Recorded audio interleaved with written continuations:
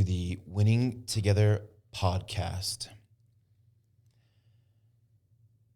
Sometimes winning doesn't always feel like winning, and this episode of the Winning Together podcast is the most special conversation we've ever had.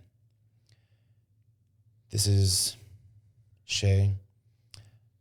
I knew Emily too, Aslet, and with me I've got Jared.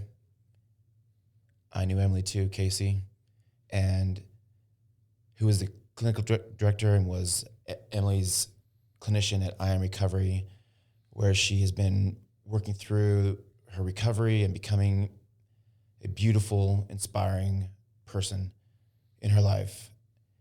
As her clinician at I Am Recovery, you work with a life coach, and she really matched up well with a life coach that is a total game changer. It's one of the two Jens that she was so grateful for in her life. Jen, I knew Emily too, Franco. What you're going to hear today is Jared and I and Jen, we're going to talk a little bit about Emily. And what you're going to hear is about a month ago, I had been asking Emily to come to the podcast studio for weeks and weeks and months because I just knew she was going to be great. And she just wasn't ready.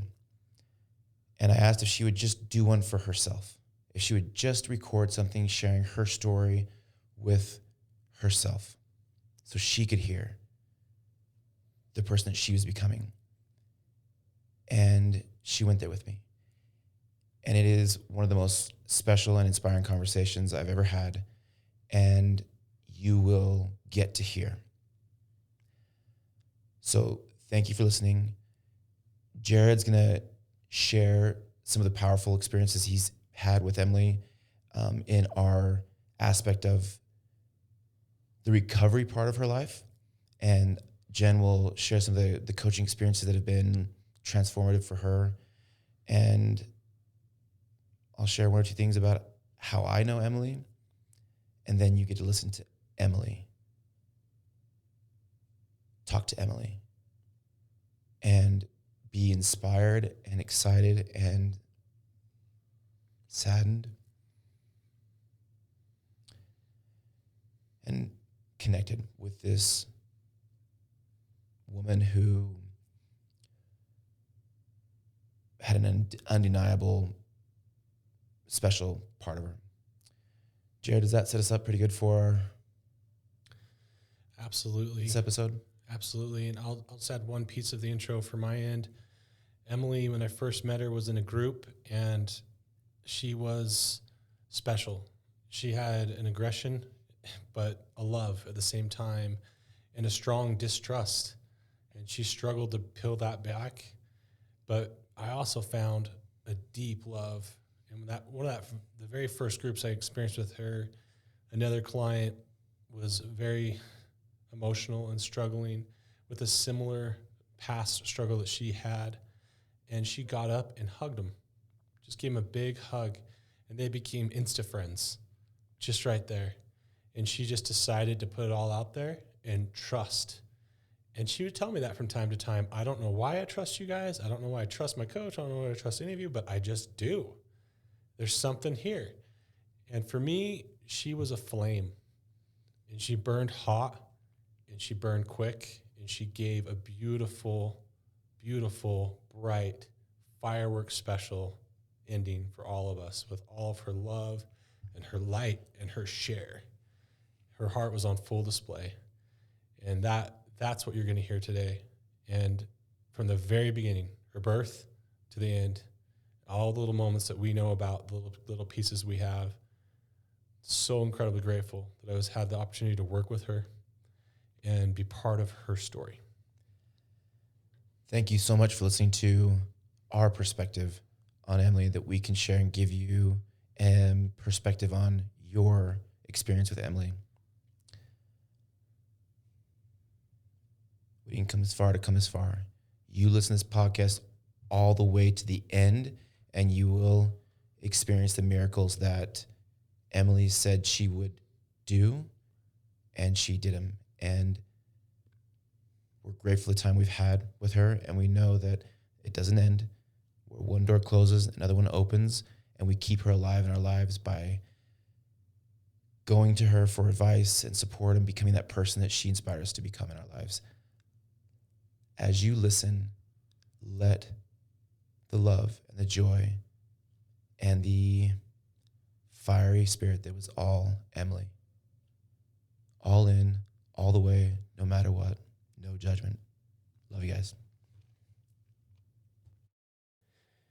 One story that I'll start with is kind of coming from her mom. Her mom shares that when Emily was born, she had severe umbilical cord wraps around her neck to the point where she came out not alive.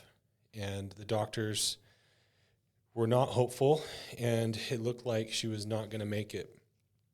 In the last moment, the umbilical cords suddenly came loose, and she was able to start breathing again. And the doctors deemed it a pure miracle that had happened and that this baby would survive, but not without complications.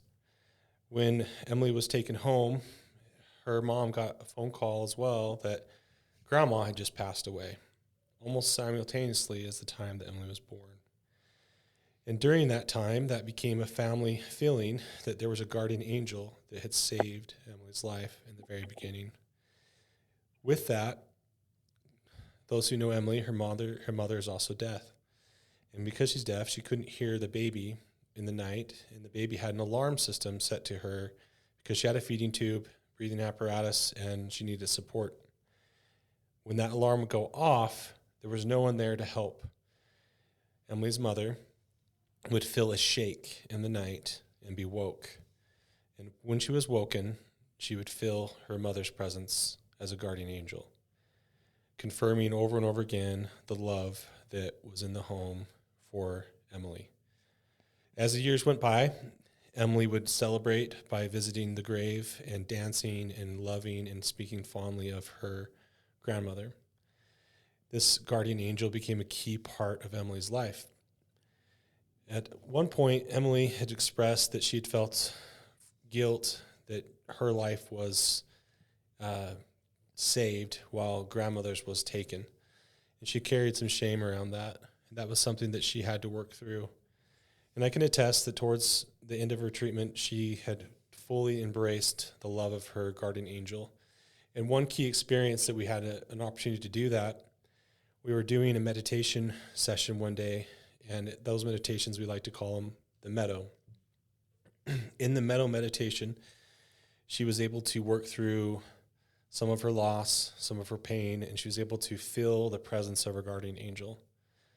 Her guardian angel gave her a gift, which we called Little Hawk, which was a little hawk that would go before her and make sure that she was safe and that she could avoid danger and give her peace everywhere she went.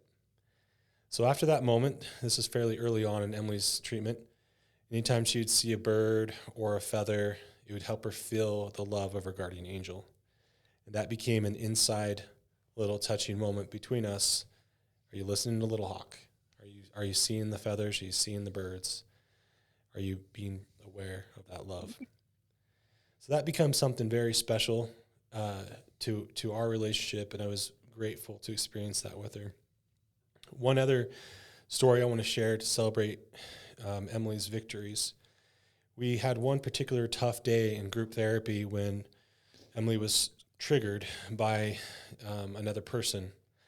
Emily became very agitated, very frustrated, and in full fight mode, she jumped up and started wanting to fight and putting the pressure on this other person that seemingly had done nothing but just sit there.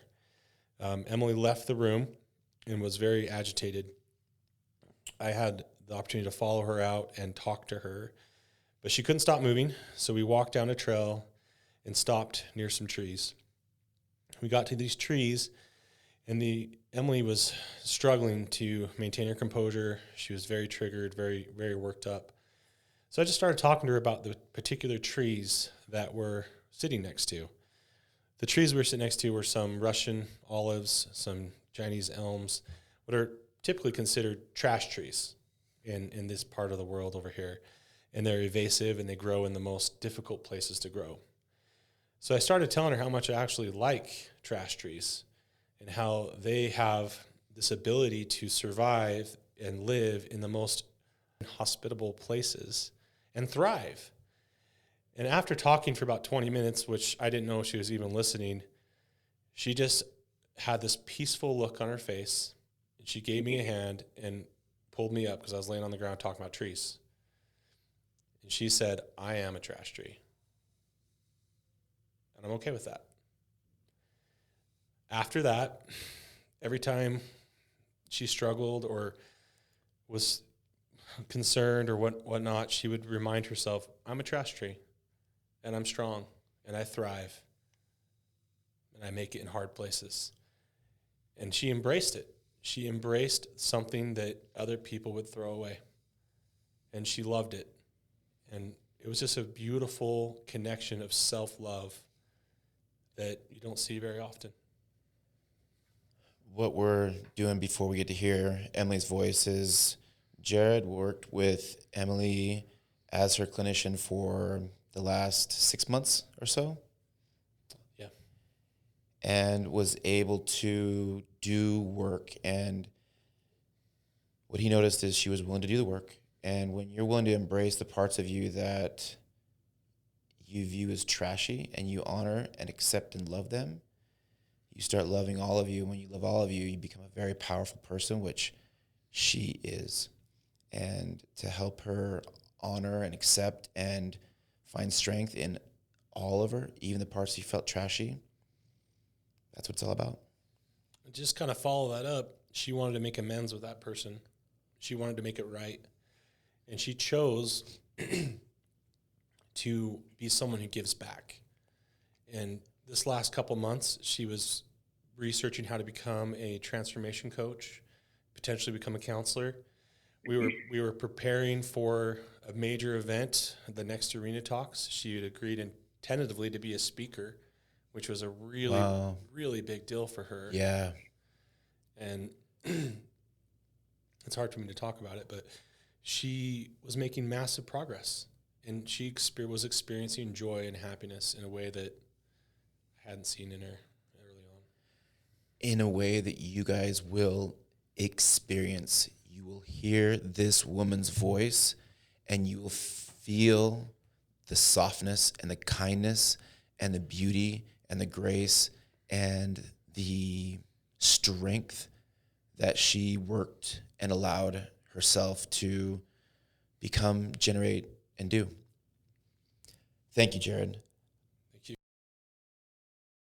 Jen Franco, you've been Emily's life coach for several months now, well, 6 months now too.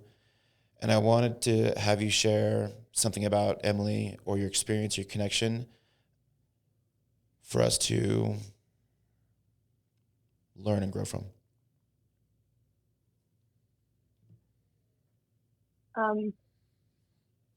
I have to probably just start from the beginning of being assigned as her coach and for coming to her first meeting with me. And she came in with a huge attitude. Sounds about and right. I remember her just sitting across from me. And at some point, she just looked at me and said, I don't even know you, and I know I'm safe with you. And she gave me this big hug, and I just knew right then that she was going to do amazing things.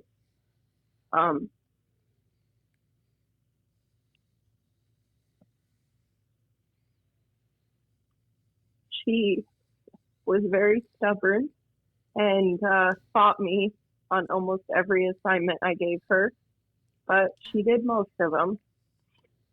And at some point, I don't know, there were a lot of really late phone calls, like tragic phone calls before she, got to us. I'm sorry. Before she was more clear about the way she wanted to think. And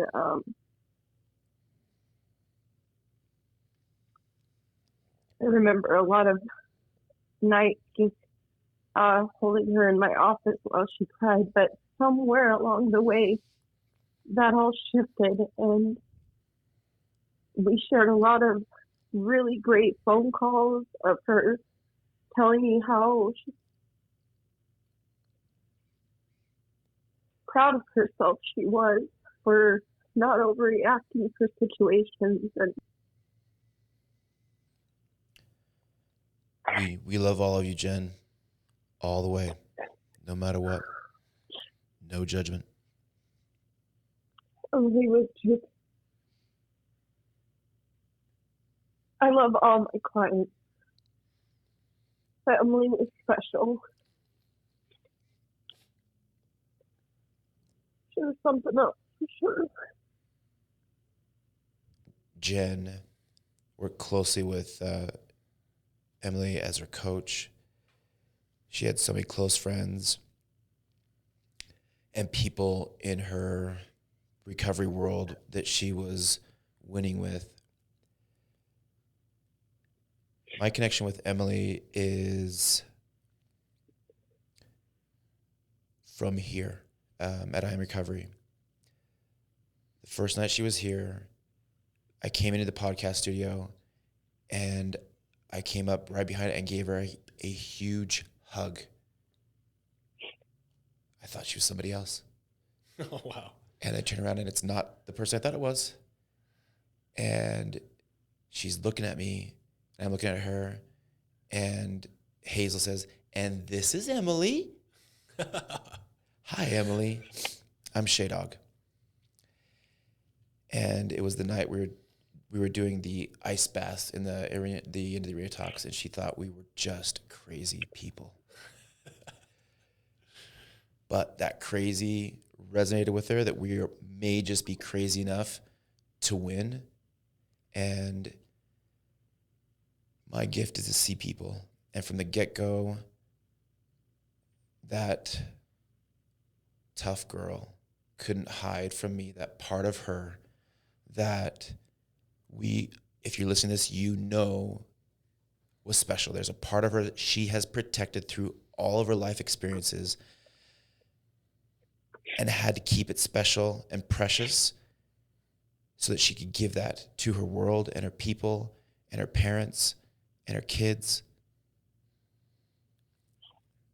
and give her voice. I'm so grateful that she let me see her and she let in the good feelings and was willing to trust people, the right people, in a way that allowed her to find ways to win. And because I could see her, she was willing to go there with me. And this powerful and special person that is on a different phase of the path now,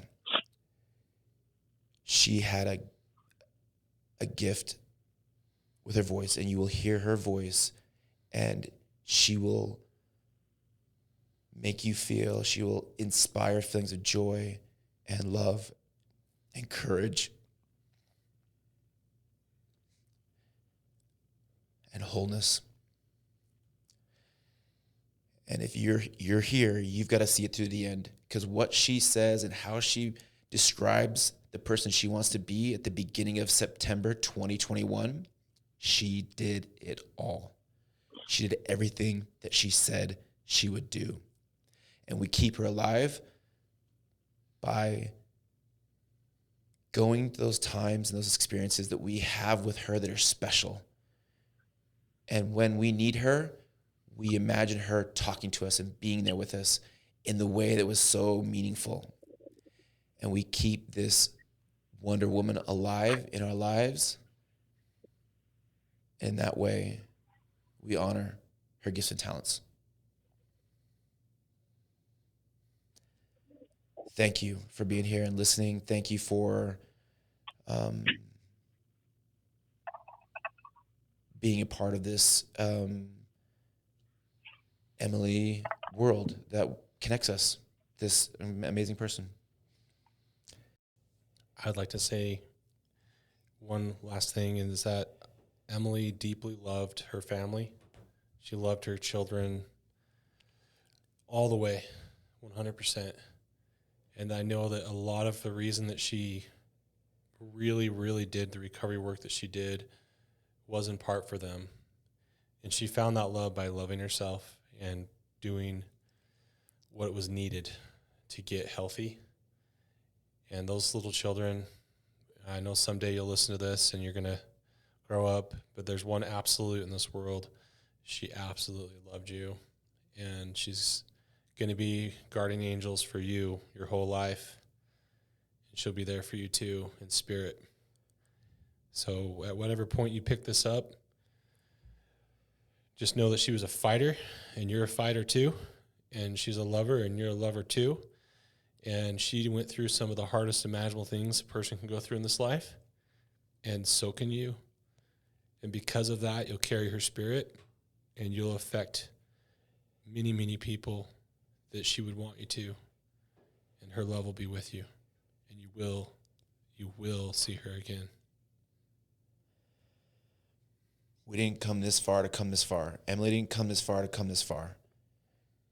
She lives on in you and I, and me and you, and we honor that by showing up as the type of friend and person that she showed us how to become.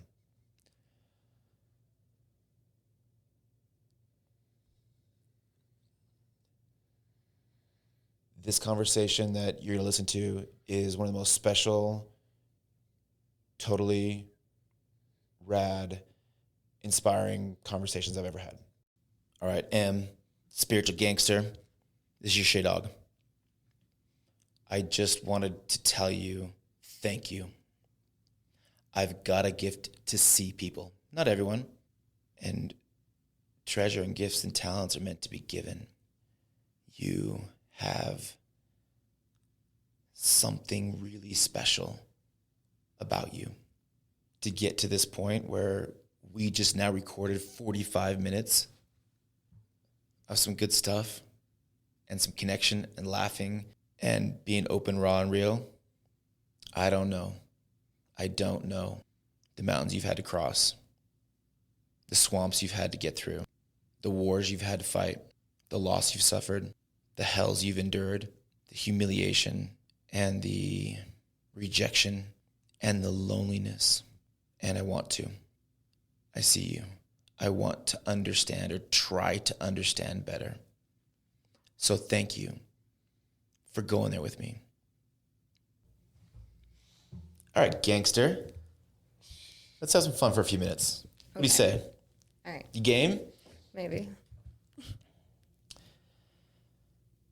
First day I ever met you, you were in the podcast studio,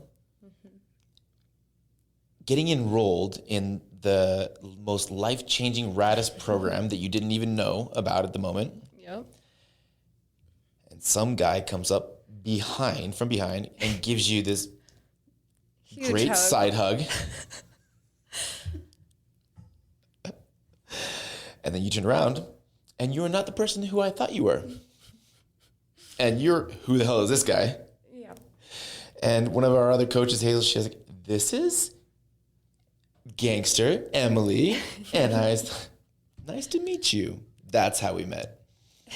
Yeah. What did you think about that? I was not sure. I was more like, oh God, like, where am I? Get me out of here. But at the same time, I was just kind of like, I don't know, your reaction afterwards and just the way you're just like, nice to meet you, like, welcome, and then walked out. I was just like, okay, yeah, cool. He's drinking the Kool-Aid. Yeah. That was a good day, though. I tried to run away as quick as possible. I know. You guys were doing the ice bucket.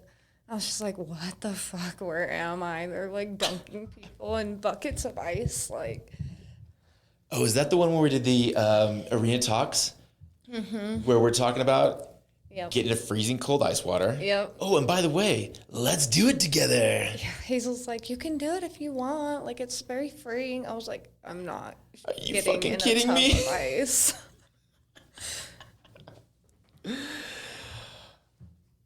Did you love telling people in your world, these crazy motherfuckers you just like gotten to know?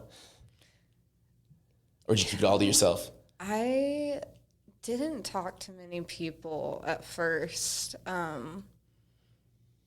because I was still trying to figure it out for myself and get like my own opinions about it and everyone. But everyone, I kept hearing like everyone that was here like be like, oh, this place is amazing, and like the coaches like this place is real, and I'm just like, oh God, like one of these places. And I didn't think it was actually that way until I really got into the program here. And it's true. Like, you guys really do care about us and change things. What's your favorite thing to do here? Group, art, what do you like doing? What part of recovery work do you like to do? Or are you glad that you're willing to do because it's valuable? I like the individual, like I like that you get a life coach along with therapy, and then the processing group where everybody comes together.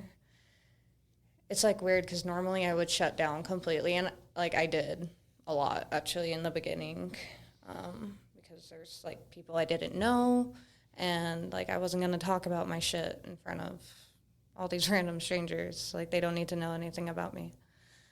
But I don't know, somehow just like eventually it got to this point where it was like something would happen and I would plan on the next Thursday, I'm gonna like talk about this and like get other people's insight on it. And I don't know. Thursday process group is the place to be. Yeah. It's my favorite by far. Okay, so you're willing to share, open up. All right. Eventually. Yeah. I got there.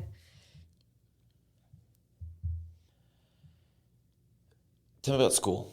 What did you like to study at school? History. Tell me about a historical figure or time or experience or era or battle or art that you loved learning about. Really liked like the bad times, like when the kings and queens are chopping off heads, and you love the tragedies. Yeah. Yeah. I always had a really hard time paying attention when it came to a book, like just like sitting there reading a book, trying to learn something. But as soon as my teacher turned on like these movies that were teaching us about it, and it was all dark and morbid, I was just like, oh, okay, I can get into this. That and English. I really like to write stories and write books. I used to write books all the time growing up. I know. Yeah. I did really good in English. Somehow, I don't know how, but I got honor roll in 8th grade. I'm not sure how that happened because I was barely there. I think it's called being intelligent and turning in assignments. That would only be English then.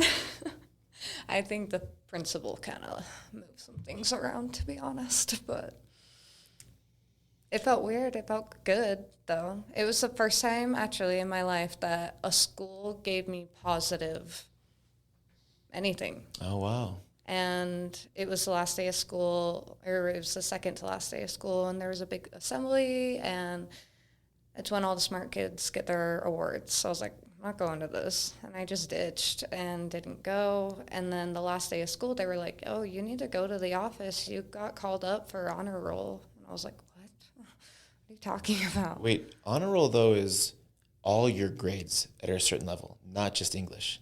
I think there was a mistake. Oh, yeah, I'm calling bullshit on that one. And I checked the board out in the hallway, and I was like up in the glass board, and it was weird. But that was cool, though. It was my first time getting anything positive from school. So in just the 5th grade, I went to 7 different schools. Yeah. Moved around a lot. But on the upside of that, like, I kind of loved moving. It was hard growing up with school, and I kind of got to a point where I was like, why even bother to make friends because I'll be leaving. Ouch. But at the same time, like, did that break your creative, wild, free spirit? It kind of did, but at the same time, I love seeing new places. Like every city You love the adventure, alone huh? is, yeah, it's different, and like people think differently, and it's interesting to see like all the different ways of life. I love traveling, and I love experiencing and seeing and just taking it in. It's the best. It's the best. You come across to me as a really loyal friend. And it seems that if you're moving around, even in fifth grade, a lot, that loyalty then has to become fierce and more loyal to yourself, which is probably really hard for somebody who loved to connect. And I imagine you had a posse, like people liked being around you.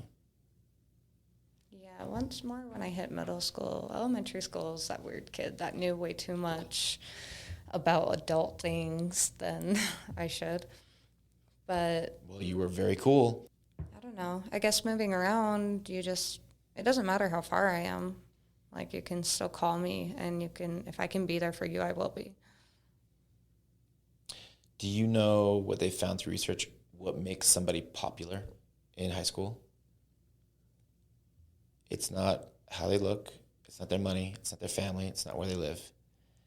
The people who are popular are able to get along with the widest variety of people. Yeah. I don't imagine there's a group you didn't have friends with or didn't get along with. Oh no, I was friends with everybody. Right? And even like the special ed kids in middle school. My favorite class in middle school was going and working with the special ed kids. Oh, anybody messes with the special ed kids, Yep. you are Yeah, on I would them. kick their ass for Yeah. sure. And that's a very touchy one for me. I have a deaf mother. My mom's deaf, and so anybody that would like make fun of somebody that had any sort of disability, it would just piss me off. Oh, I bet people use that to get you in trouble all the time too. Yeah. Just get you baited and riled up and be like, no, she did it. Yeah, I got suspended a lot. Yeah. And expelled. Yeah, And you don't feel bad about it at all. not at all. Nope. Have you ever seen the movie The Peanut Butter Falcon? It's the movie where I think Shia LaBeouf is the main character, and he befriends this Down syndrome kid who has escaped the institution because he wants to become a pro wrestler. So he's going to go find this pro wrestler guy he's been watching on TV, and they connect somehow, right? And there's this part where Shia LaBeouf is like, we got to get here, we got to go here, and they're going through, I think, Florida or Georgia or whatever. And the kid stops and says, don't you realize I'm Down syndrome? And he looks at him, he says, I don't care. You got to carry that. We got to get there. Are you coming or not? I'm coming. And I just remember that stood out to me so much. And I love that. I don't care if you don't have legs. I don't care I don't care. I will keep it real with you. You will get my best. If you don't want to give energy back, that's not a problem. But I love that about you. You don't care. You love and understand and can connect with. I don't know, is there a place you've been where you couldn't connect with somebody besides fake people or pretentious people? Not really. Never really had a problem with that. If I dropped you in Prague and gave you a week to get home, would you be able to find a way home? I would find a way home for sure. Right? Yeah. To you, that excites you. That's like, yeah, I'll do that adventure. Like Bring fucking it. challenge. Let's do it. I don't know if I'd want to come back though. It's Stay Prague. there. It's Prague, of course not. All right. What's a place if you were 21 years old and you had, I don't know, $30,000? Where would you go? What would you do? How would you spend your time? How much? 30,000. 30,000. At that point, I have two choices. Honestly, I could use that to like do something fun, go on some vacation somewhere nice for a little bit, and then come back to real life. 30,000 is only 30,000. I'm sorry, but it's a lot. But it's not going to last But it's long. not, right? Or I could like put that away and try and like use that for where I actually want to get where I can stay. Like, what do you mean? Tell me more. put it towards like a first homeowner's loan to get a house somewhere where I actually want to live, in a city I actually want to live, or, you know, put it as a down payment for a loan to start up a business I want to start up, or something that's going to last, not just something that's temporary. All right. You've got a house. Yeah. You've got a place. You're already in the city you love. Where would you go? You get to choose who you want to go with you, or you can go all alone. I would probably say somewhere like Bora Bora, if it's just a vacation, and just like Bora Bora or Hawaii or hell, even Jamaica, Honduras. There's a lot of places. Sun and sea, sand, water. Yeah? Yeah. Once you're in the water playing, is it hard to get you out? Do you love it? Oh, yeah. I'm a fish, for sure. I'm a Pisces, first thing. And even when I was a kid, I would constantly swim. And I think there's once when I was 3, I just jumped into the pool without my floaties on, didn't know how to swim. I sunk all the way down, and I was like blowing bubbles. I remember this like it was yesterday too. I was sitting at the bottom of the pool just You looking remember it up. from your 3-year-old perspective. Yeah. Wow. I've heard my mom tell the story a million times, but I actually remember like what I saw. I was sitting at the bottom of the pool, and I was just staring up and like blowing these little bubbles out of my mouth and just waiting for somebody to come get me. I knew that I was not going to get out of there by myself, and I was just waiting like for somebody to notice I was down there. And then finally I saw this guy. He was my grandpa's friend because my grandpa was having a party, and he like popped his head over, and I could see like his face at the top of the water, and he jumped in and grabbed me and pulled me out, and I was fine. I was just like, That was cool. yeah. I love the water. I used to swim with frogs all the time when I was little. You totally love the water. I love it. All right. Yeah. When did you consciously drop or your art or choose to not give your gifts, your creative gifts and talents? Probably around 13, 14 years old. It The was transition always, from middle school to high school time frame? right at like the end of middle school, beginning of high school.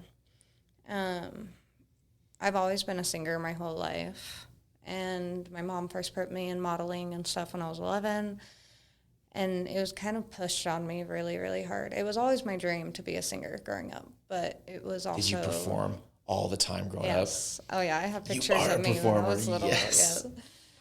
Yeah, and I sang like the national anthem for the SUU women's basketball game once when I was younger. I performed on a cruise in front of 5,000 people, in front of the top agents in the world. And you were in the zone. That's when you were free, right? That was when you were all you in those moments? Yeah, but it was hard I was already in my addiction, like starting my addiction and depression and all of that, while trying to hide all that from school so I don't get in trouble with school, family, and all this stuff. And I just became overwhelmed. And then it came out to my whole family when I was 13 that I was an addict. And I tried to take my own life with a handful of muscle relaxers. Why? Did you feel like you were a disappointment? I have always felt like I was never enough. And I have been through so much since I was 3 that like I couldn't handle the memories, and I felt like I could talk to nobody, like couldn't talk to anyone because you can't talk about those sort of things. And if you do, they either throw you in a loony bin or have you swallow depression pills. No, like you can't. You're not supposed to. Right. And it's not something we talk about. So Right. where are you supposed to go? Right. And it just got worse and worse. And so I tried to take my own life, and it came out to my whole family that I was an addict. My mom always pretty much knew, but she likes to save face. And Totally. yeah. Ooh, that duplicitousness.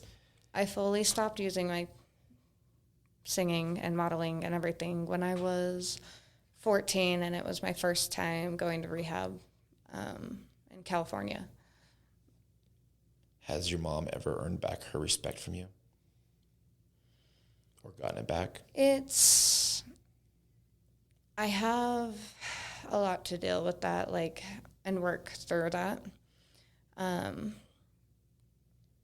know that my mom is not perfect because nobody is. And I know she loves me, and I know there were definitely times that she tried her hardest with me on what she could do, her best. And I never understood that until now. Like, I know that sometimes I fail, but it's my best that day. I definitely still have my issues with my mom, and I'm working through those because I know that resentments don't keep you sober. And I know it's something I'm going to have to work through with my sponsor, and we've talked about it. But and you got little eyes looking back at you. Exactly. And I'm sorry, but I lost my children to DCFS, and I look back, I thought I was doing a fantastic job at parenting because they were fed and had clothes. And I look back and I wasn't doing my best when I was still using and drinking all the time. And I don't ever want them to grow up and just hate me for the rest of their life because of that. Like, I didn't know how to cope with things. That was my coping. And I was trying my best still, even though it definitely wasn't as good as it should have been. I was still doing my best. I'm just trying to do my best now in a better time of my life and make up for that. Yeah, the more you are open and willing to learn and grow and know, then you know, and now you're responsible as you learn and grow. And the way I think of that with my own children, I kind of feel like my mom's doing the same thing right now. She was living in Hawaii, working this badass job. I've never been to Hawaii, but it's amazing. You're going to love it when you go. She was living in Hawaii as a nurse. Like, it changed her whole way of thinking of everything. She was there for over a year, and she moved back to Utah, out of all places. Just for some reason, help me. Hawaii and Utah have a connection. Right? She moved back to Utah just to help me get my kids back and to help me raise my children because I'm now a single mom of Genuinely, two. authentically. She's Team M is who she's on. Absolutely. Wow. All right, that's a start, Mom. Yeah. Good job.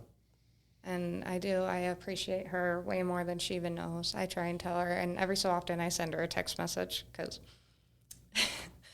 that's the best I can do right now is a text message. And I just sent her one the other night and told her how much I appreciate her for helping me with my children. And she gets it. She's been a single mom of 5 kids since I was born. And now here I am, a single mom of 2, and not a fucking clue what to do, to be honest. It's a learn as you go thing. Like, there's definitely no handbook. Especially if one of them's just like you. Yeah, Katana is definitely 100% me. You know, what's interesting is your mom's got the gift of perspective and time and some wisdom. And one thing that I want to notice you for is, I mean, you and I have only known each other for weeks. I mean, it's a few months, but really in the scheme of things, it's very short. When we have significant emotional experiences or traumas, they come with emotion. And as we work through those, when you can go back to those events and those things and it does not trigger the emotion, that's when they become wisdom. And I'm totally picking that up from you, that I feel like you've shifted from that, this happened, but I am. And the wisdom now, you're like, I just want to give my kids this. And so now you've got 2 generations working to win with you and your little ones. Yeah. Those 2 must be really special. They're amazing. Right? Yeah. You know they're special, don't you? Oh, yeah. I hope one day they'll understand because I see a lot in them and they have a lot of gifts, to to say You know, the if you least. wrote down songs and didn't burn them, they might have some of that. Yeah. You know, if you started writing again, you might I one day sing be able them to share. songs at night when I lay them down. I know you do. Something that is just cool is I just from the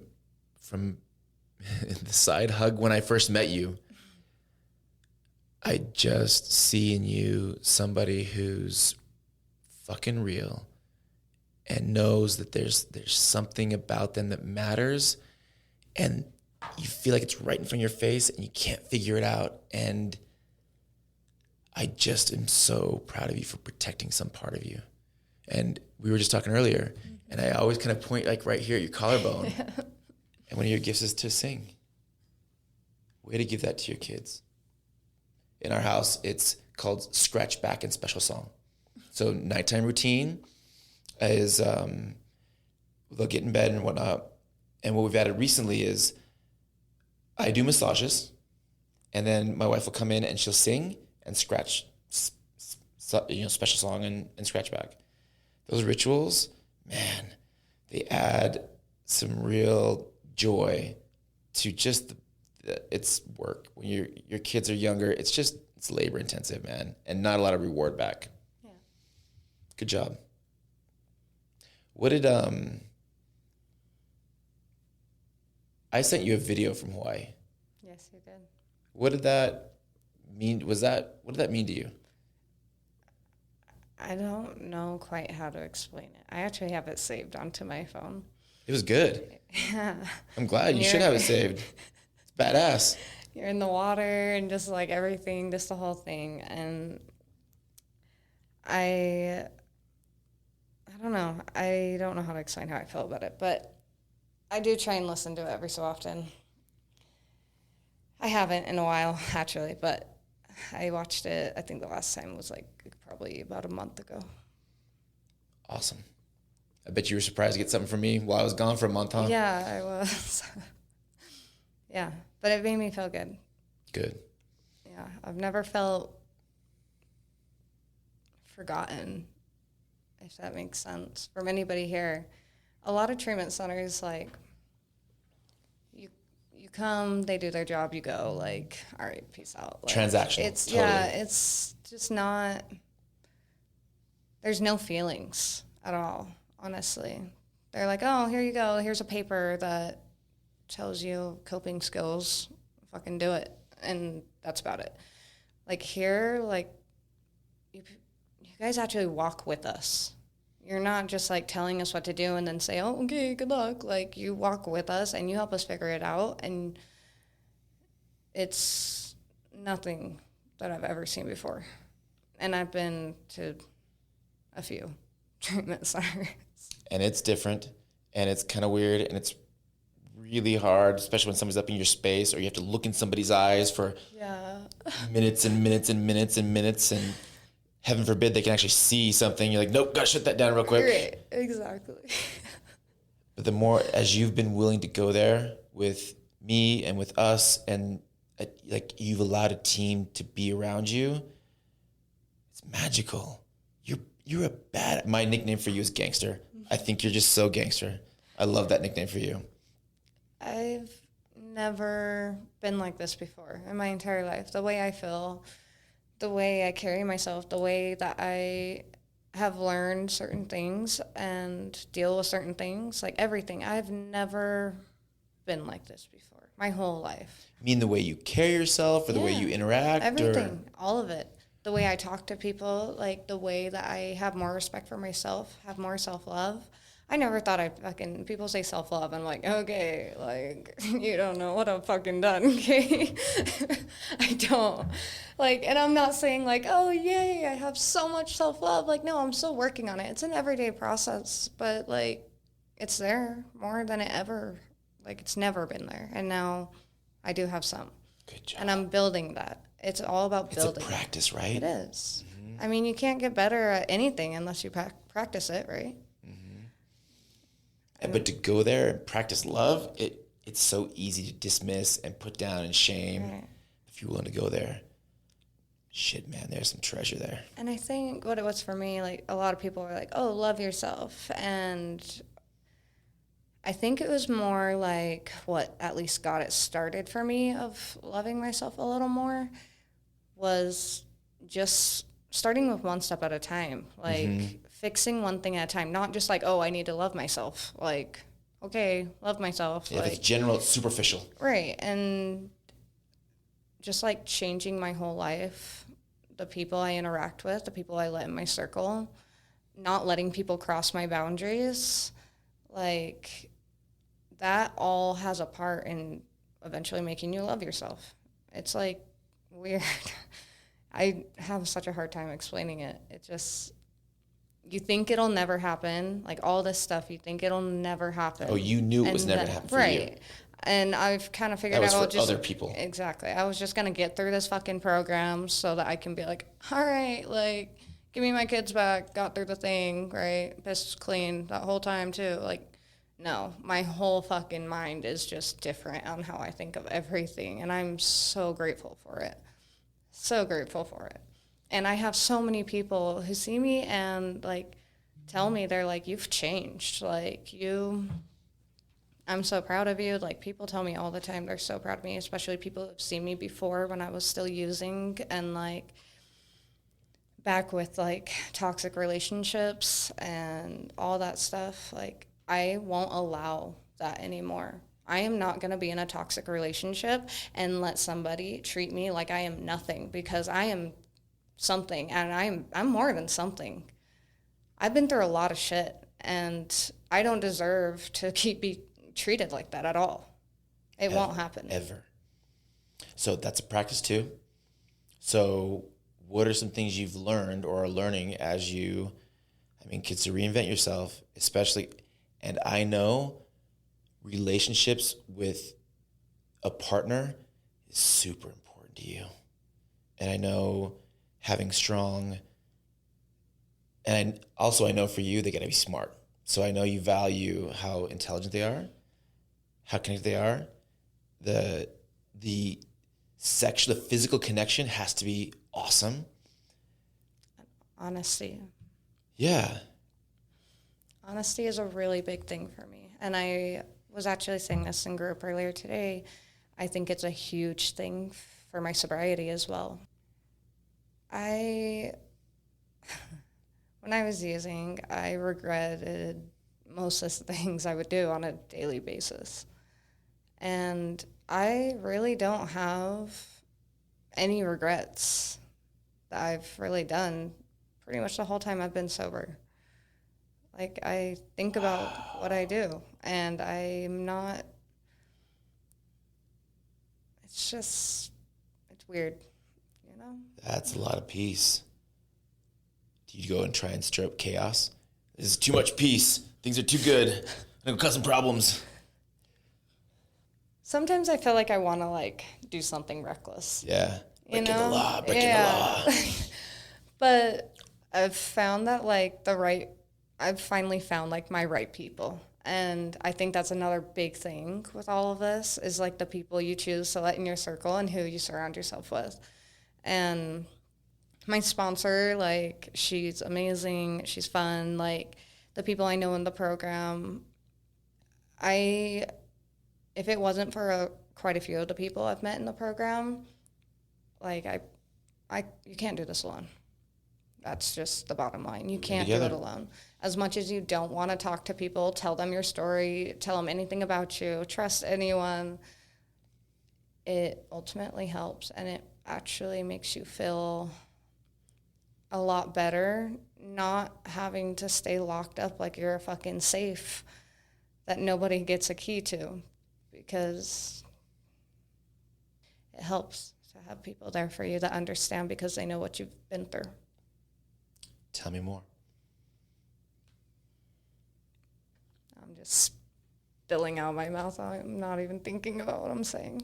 We'll bring it on home. It's fun, huh? It's fun, huh? Feels good, huh?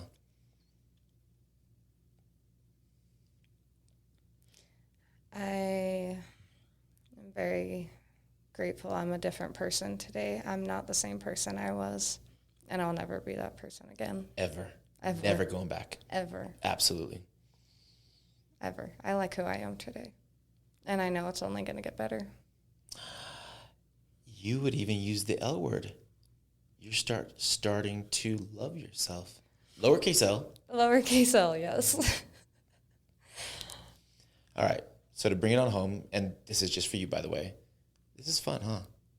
You're good. Maybe. What do you mean I'm good? You're a great performer. You're well spoken. You're articulate. Your voice is wonderful. You're good. Now, to bring us on home, imagine it's Labor Day weekend. So that's about a month away. We're the end of July. That's the beginning of September. It's Labor Day weekend, and you're looking back at the August that you just had. It is the one that's coming up, but you just had it. What happened that you were so proud of that went really well? So this is called back from the future thinking, right? So you're going in there and saying, man, August was so great because I got this, or I experienced that, or I connected with that person, or this happened. What are the big things you want to see happen in August for you? Maybe they even feel impossible. But what would make August worth showing up for and being alive in? And tell me as if it's already happened in the way you want it to happen. I have my kids back, finally.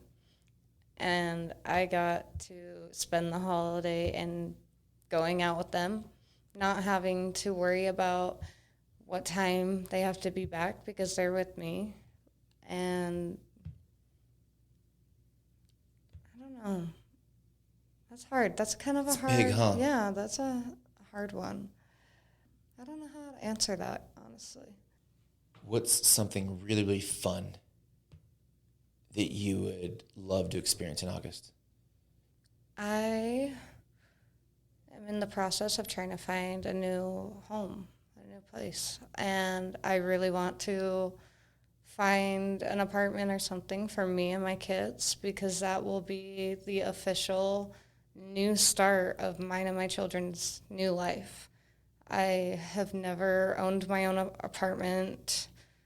My kids have never lived in my own apartment with me. I'm away from my ex, and I'm sober now, and a new place, finally having my children back with me, starting over new with them.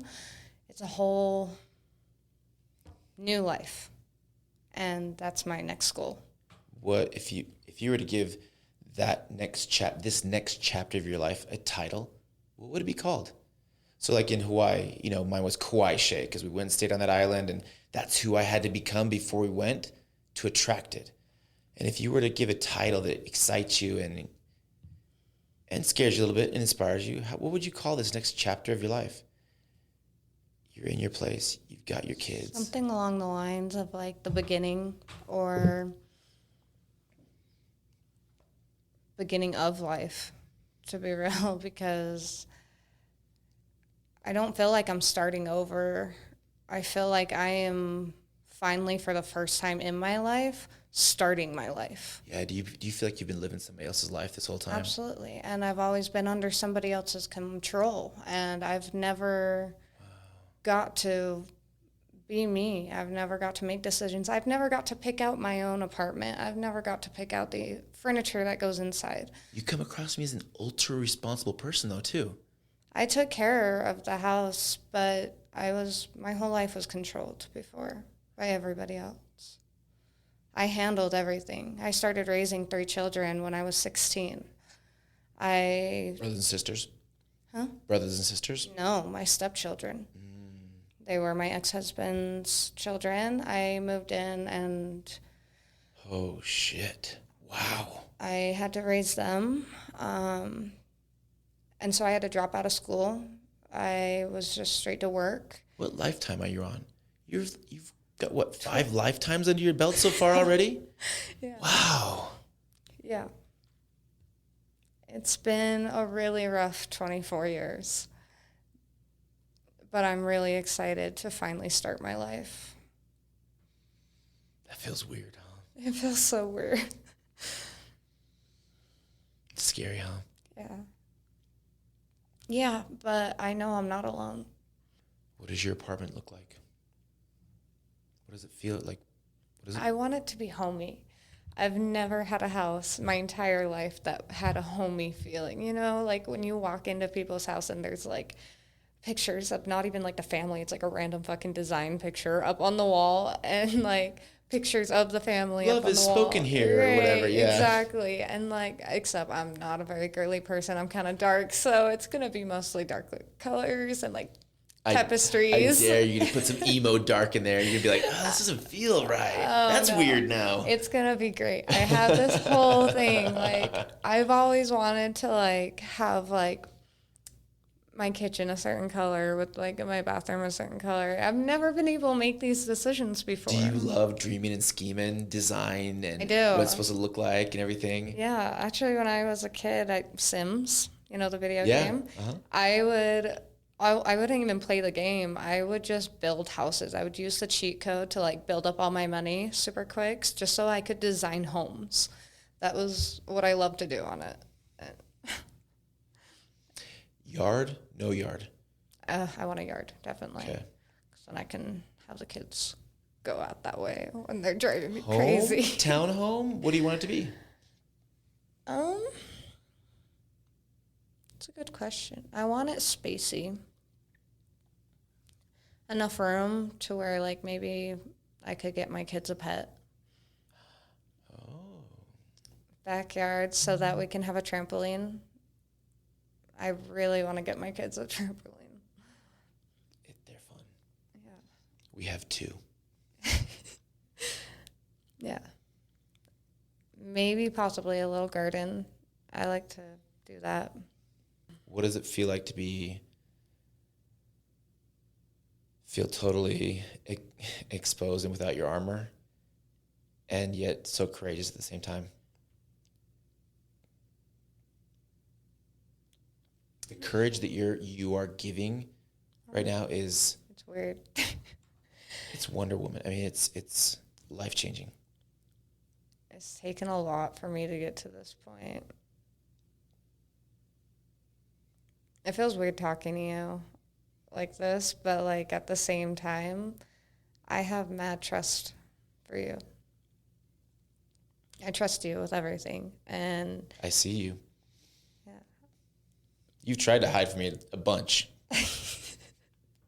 Yeah, for sure. but it's all love. We win together. You're a cool cat. I like you. I like the gangster in you.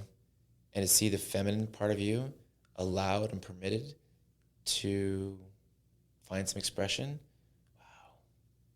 It's a big deal. It's a BFD. It's a big fucking deal.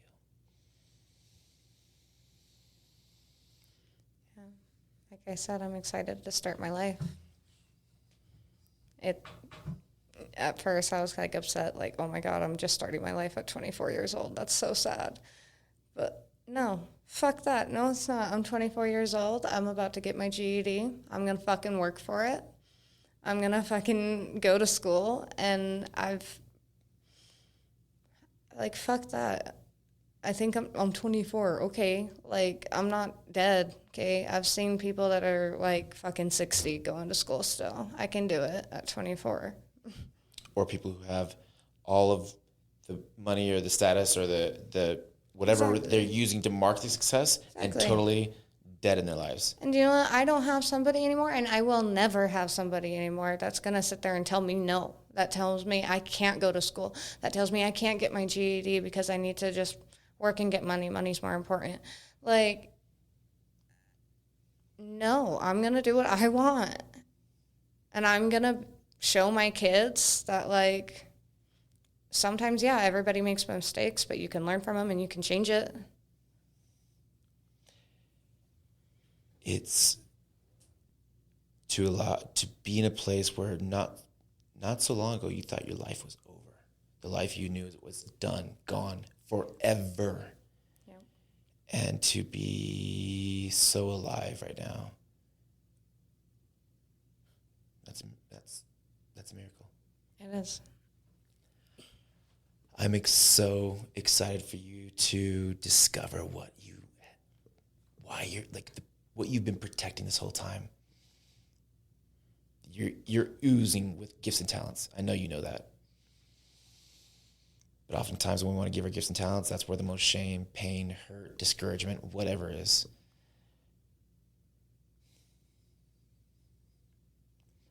I love your shit. Love your shit. Is that good? Yeah. It's fun, huh? Thank you. Shay, for a wonderful podcast. Thank you, Emily. As a tribute to Emily, this has been a really wonderful adventure. I would like to share some of Emily's early music that she posted when she was just a young little buck and just getting her start in music and modeling. And I've got her YouTube performances here that I'd like to share with you. The first one I'm going to share with you is Only Hope. And she did this one way back in 2010 of March. Then after that, we'll just roll it into her grand performance of The Climb in 2011 in April, a year later. So without further ado, listen to our dear friend, Emily, sing to you. Do more, so you know it, so you don't, okay? This is my first time.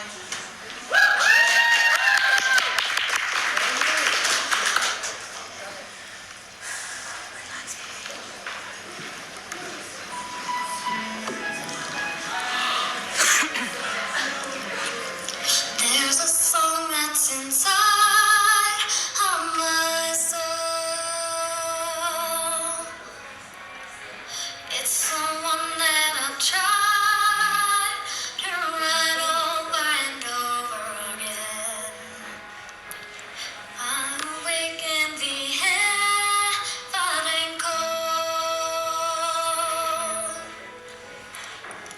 But you sing to me over and over and over again. So I lay my head back down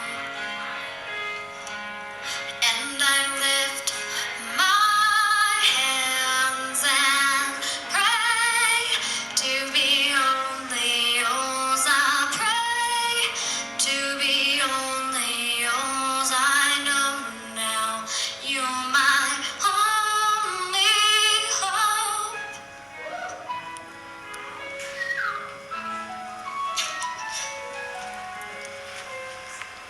Sing to me the song of the stars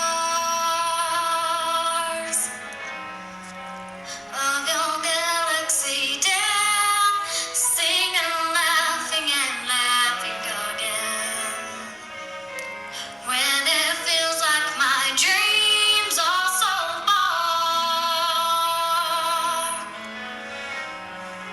sing to me the plans that you have for me over again.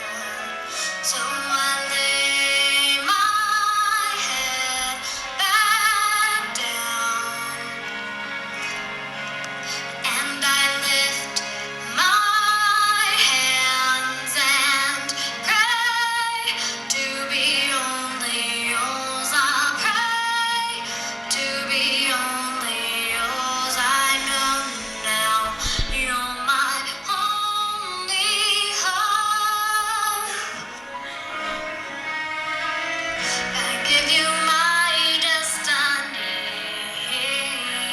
I've given you all of me. I want your symphony and sing all that I am. At the top of my lungs, I'm giving it back. So I lay my head back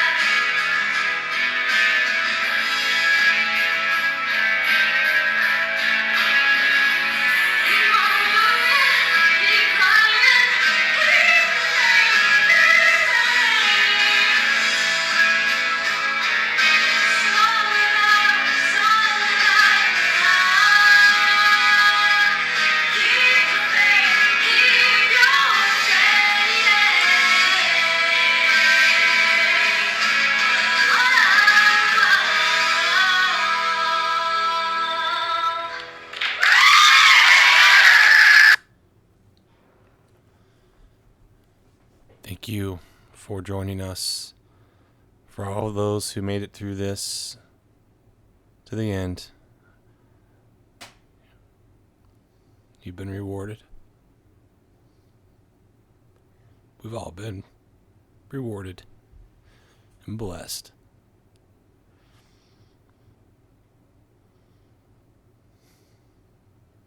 Godspeed. We love you.